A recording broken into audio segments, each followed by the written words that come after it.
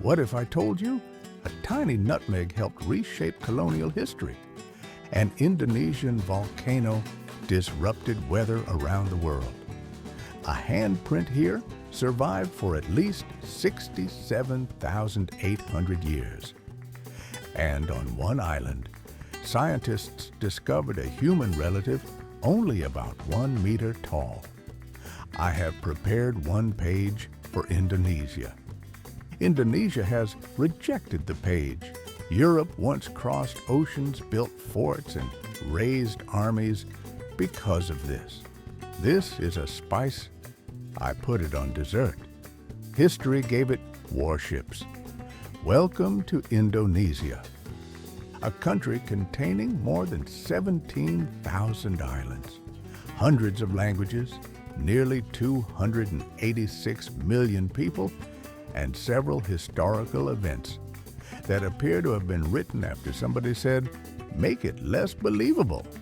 A motorbike passes from a direction that geometry had not approved, then another, then 14 more. One carries 6 boxes. One carries a refrigerator. One appears to be carrying another motorbike. Jakarta does not notice BUMO has arrived. Jakarta has a schedule. I have been replaced by competence. But to understand why Indonesia contains this much organized chaos, we begin with a tree. For centuries, the Banda Islands were the world's most important source of nutmeg. In Europe, nutmeg became extraordinarily valuable. Traders used it in food, medicine, and perfume. Some believed it could protect them from plague. It could not. But Europe had already committed emotionally. Then came the Dutch East India Company, known as the VOC. The VOC is often described as one of the earliest multinational corporations, with its own ships, soldiers, forts, and treaty-making power.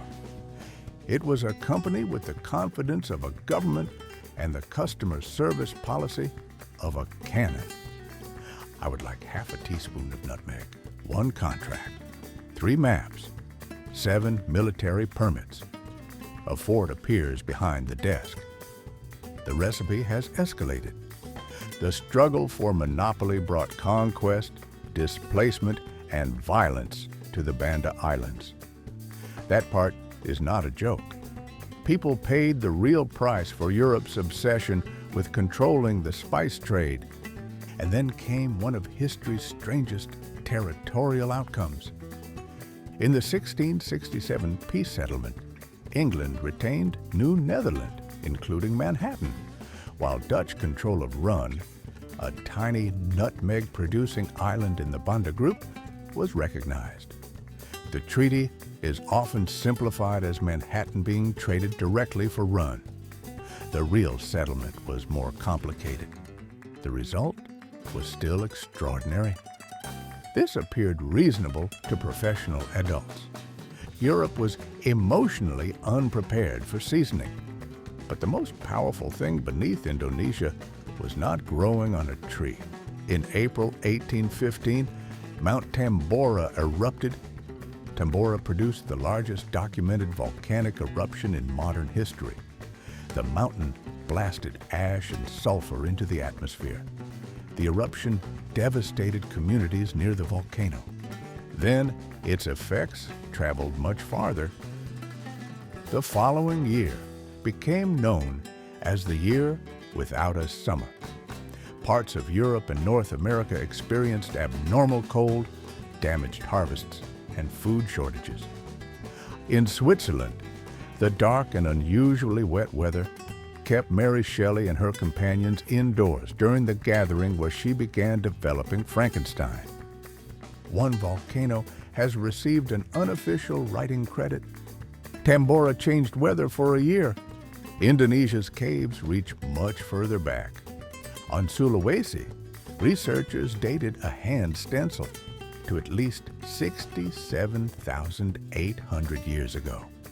A human placed a hand against the rock. Pigment surrounded it.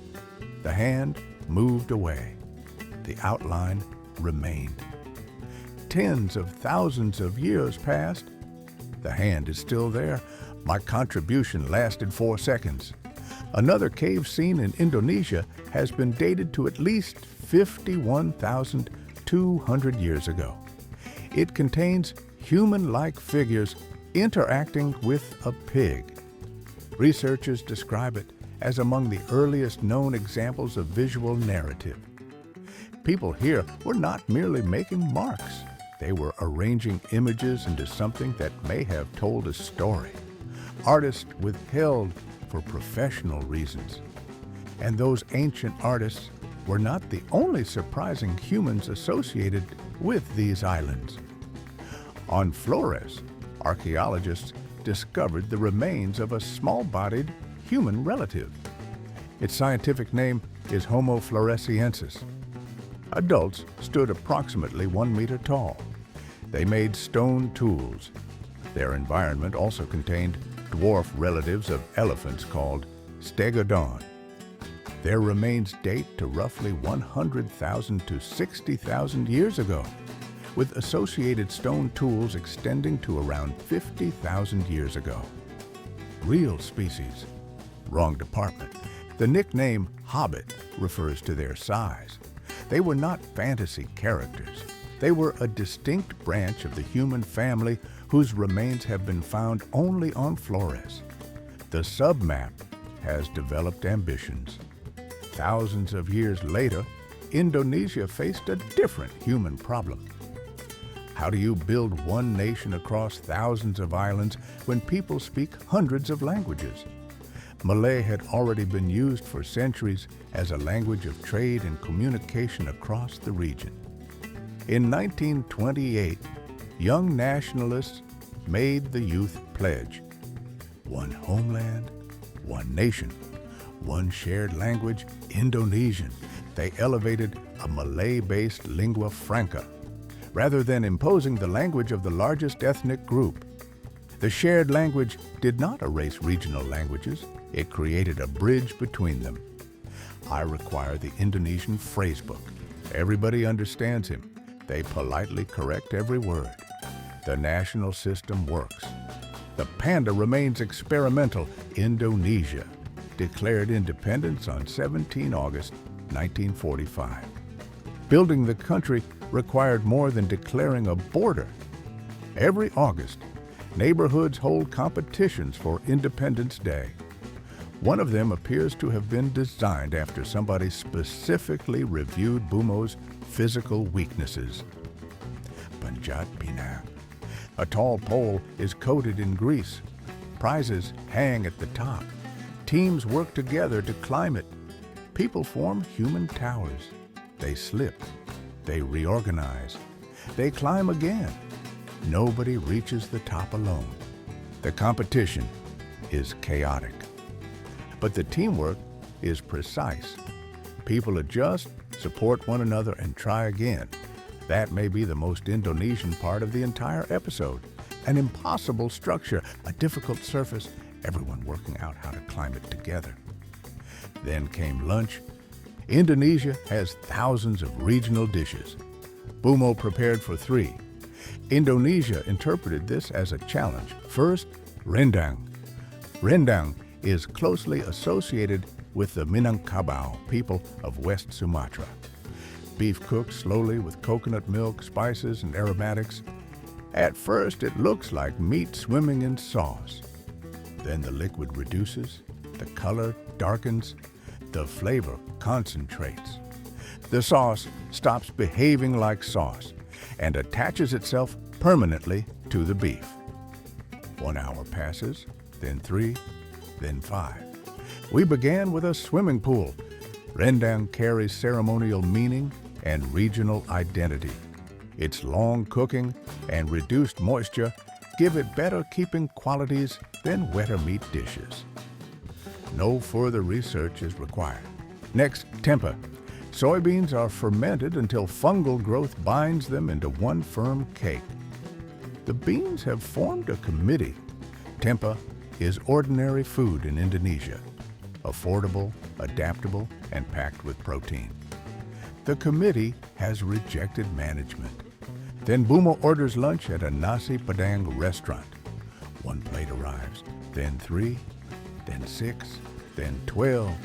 Rice, curries, vegetables, eggs, chicken, beef, sambal. More dishes appear from somewhere beneath the table. The notebook disappears. BUMO'S chair disappears. One final plate is placed on his head.